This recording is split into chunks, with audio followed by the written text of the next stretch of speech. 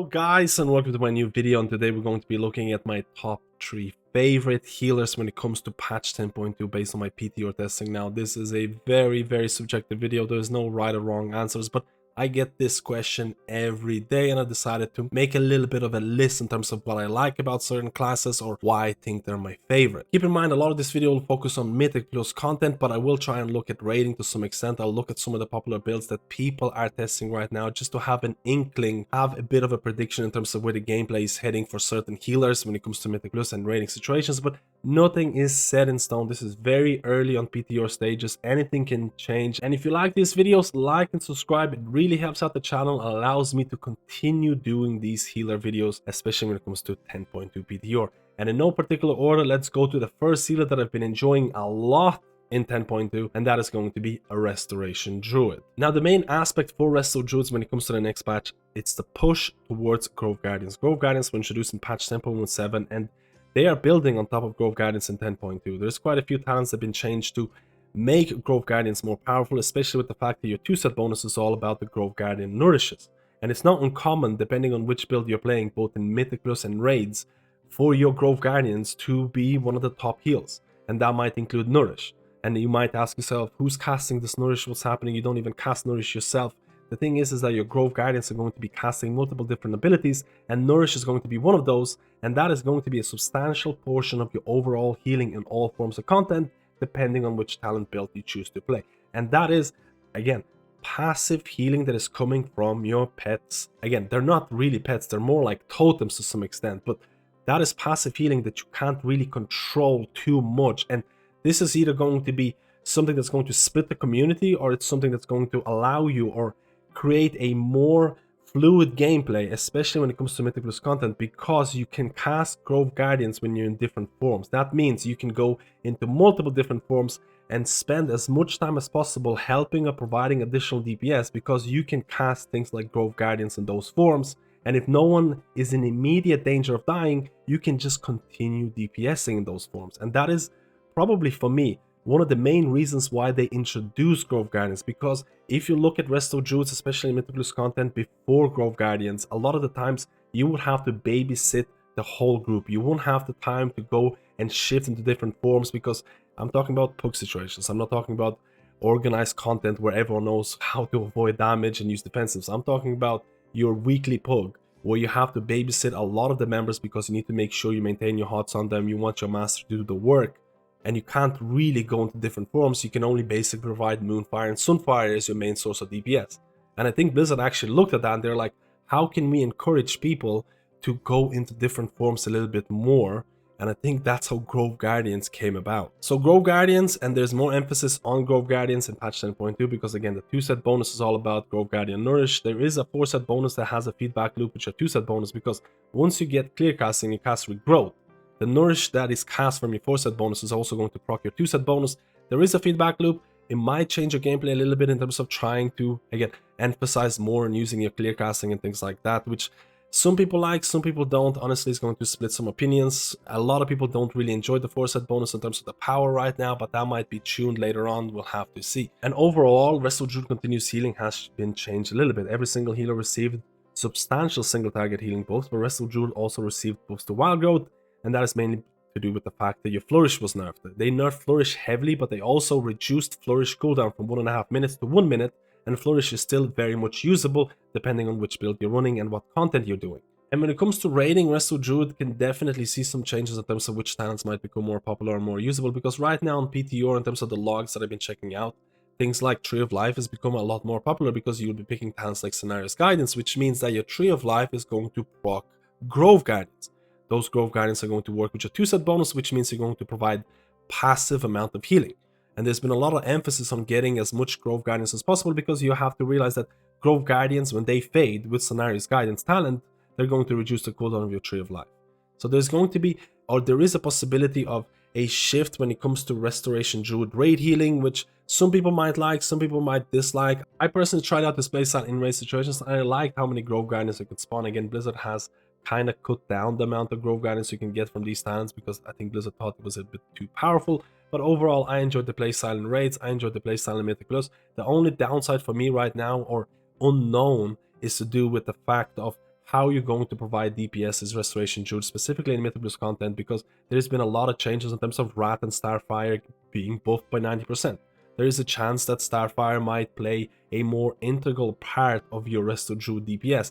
I don't know. This is all just kind of like field crafting right now, and I'm waiting for more changes to see where Blizzard is gonna head, because there's been quite a few changes with liveliness in Circle Life and Death. I don't want to talk about too much about it here, but they basically deleted liveliness and reintroduced it again.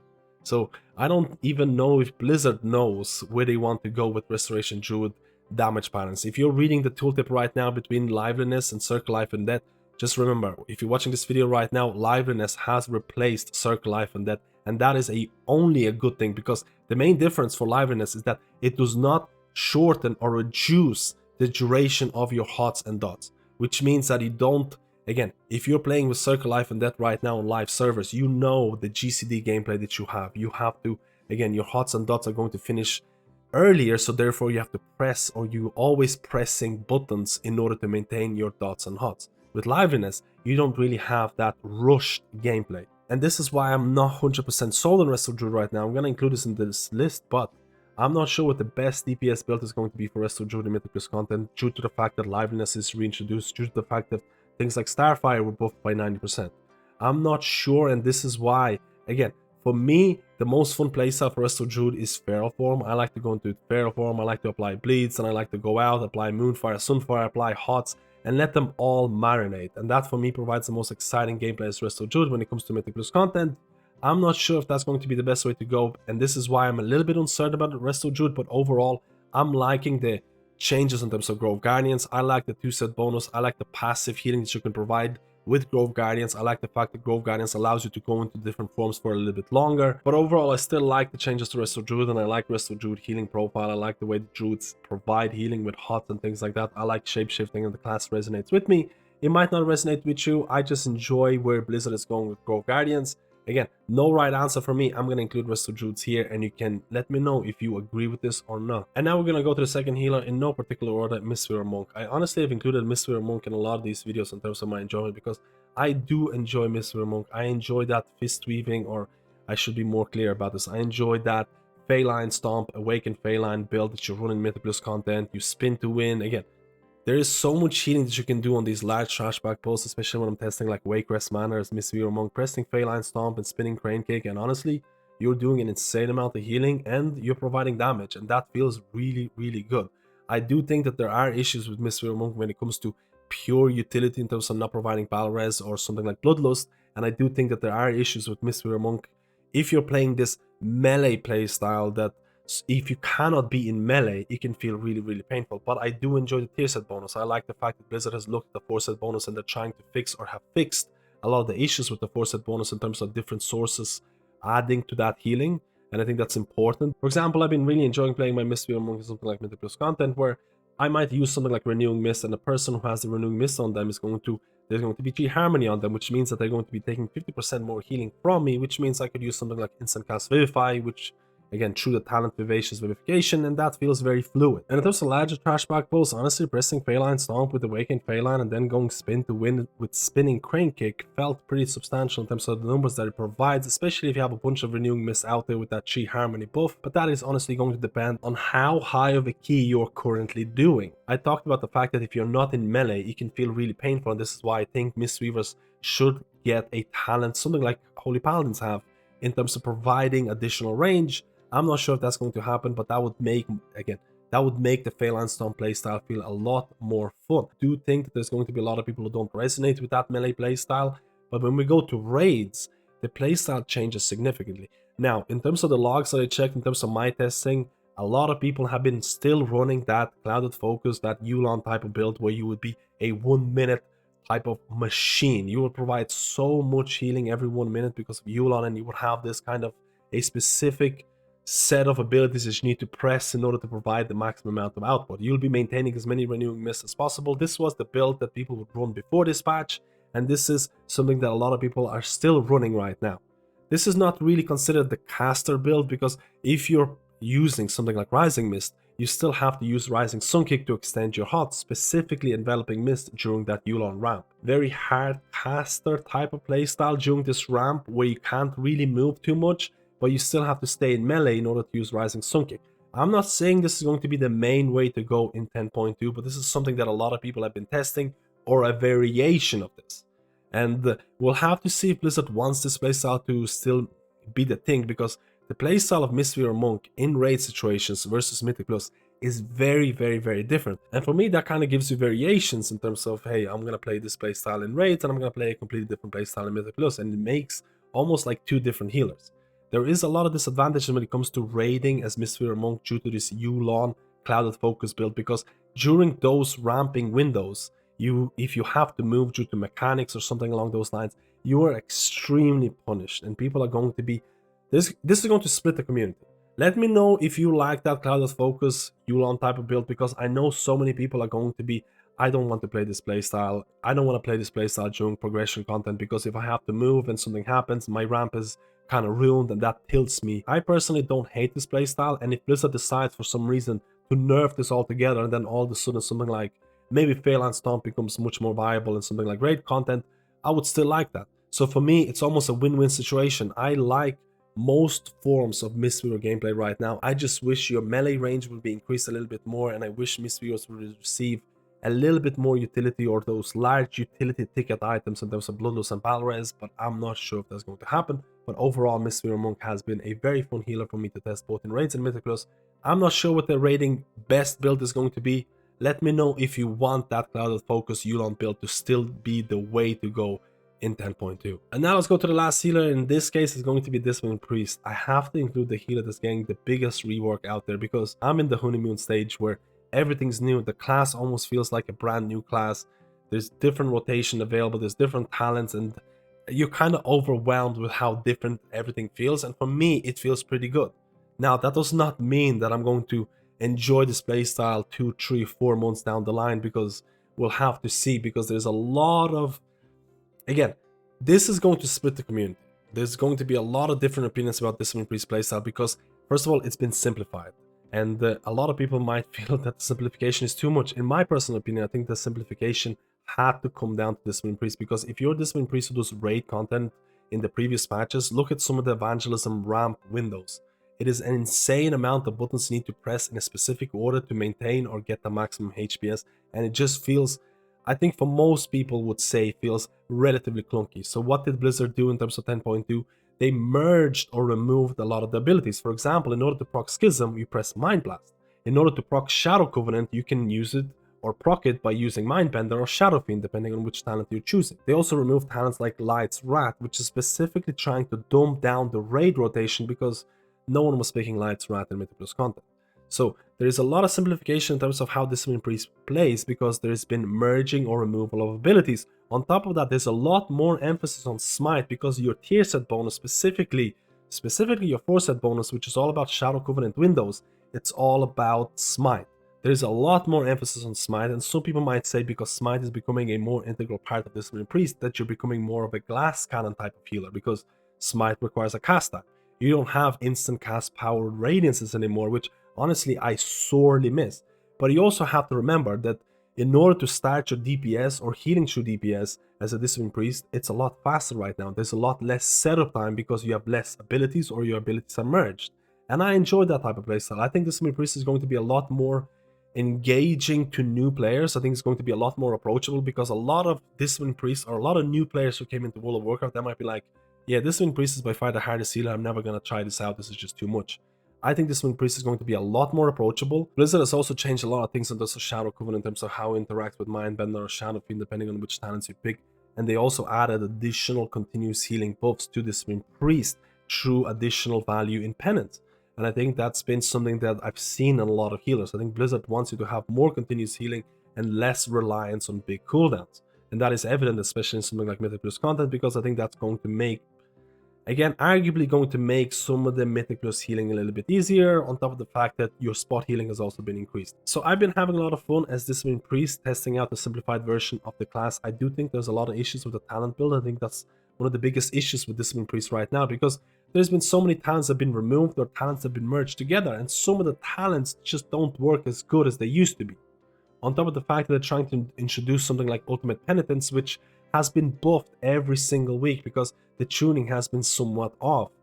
The fact that Ultimate Penitence has 4 dedicated points in the talent tree, or the bottom of the talent tree, we'll have to see how that's going to be balanced around in terms of Mythic Plus and raids, because Blizzard will have to work a lot in terms of trying to get the tuning right. But overall, I've been having a blast playing Discipline Priest right now, especially considering the fact that every single week Disc is receiving changes, and a lot of those changes are deemed as positive in terms of trying to fix some of the talents. I just kind of hoped it would feel a little bit less restrictive, and I give hope towards Blizzard because they're making changes every single week. And because of this, I am quite confident to say that this one is probably going to be the most hyped healer. And historically speaking, any healer that receives sizable reworks tends to be kind of overpowered a little bit. And honestly, I think there's going to be a lot of people flocking to this to try it for the first time when the patch launches. But I can also see the other side in terms of, for example, maybe you were a Discipline Priest who was playing primarily Mythic Plus content in the previous patches.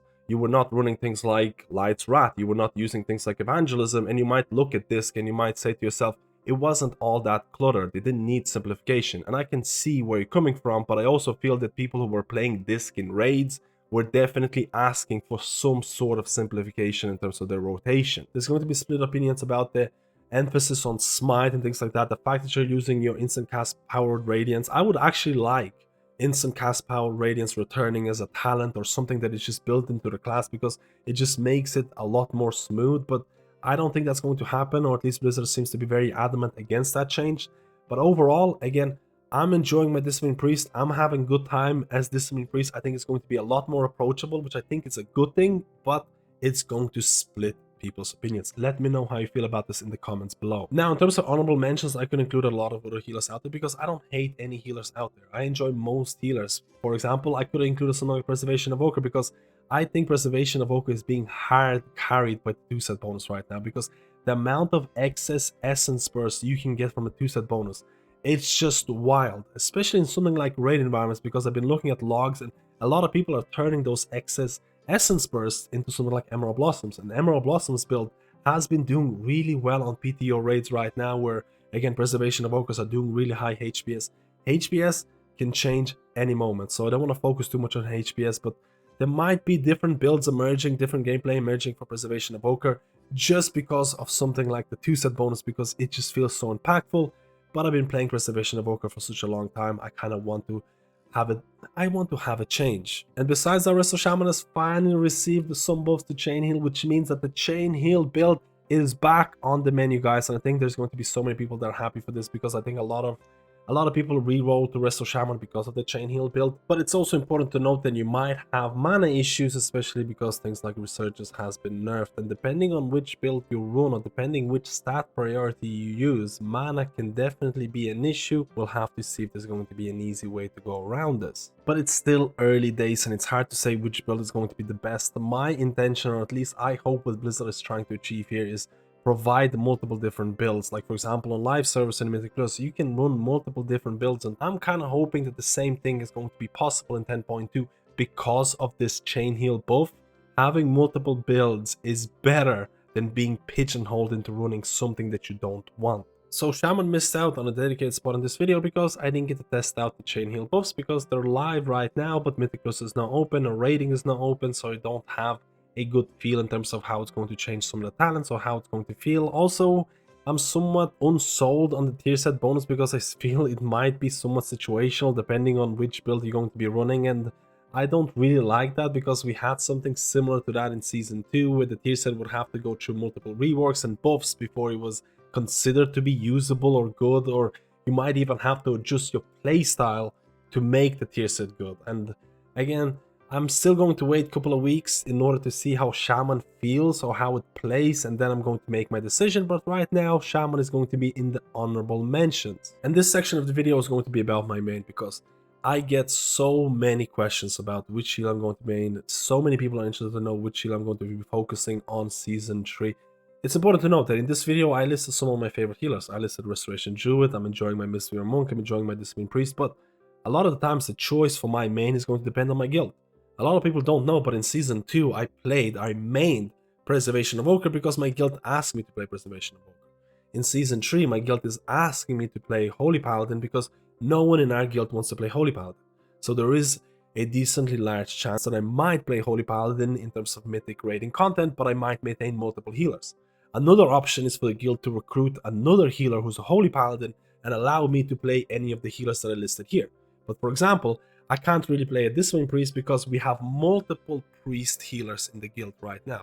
So my choice of mains, a lot of the times, it's based on what the guild wants because I want to be a team player. I don't hate any healer out there, so if I'm able to play that healer and the guild wants me to play that healer, I will strongly consider it.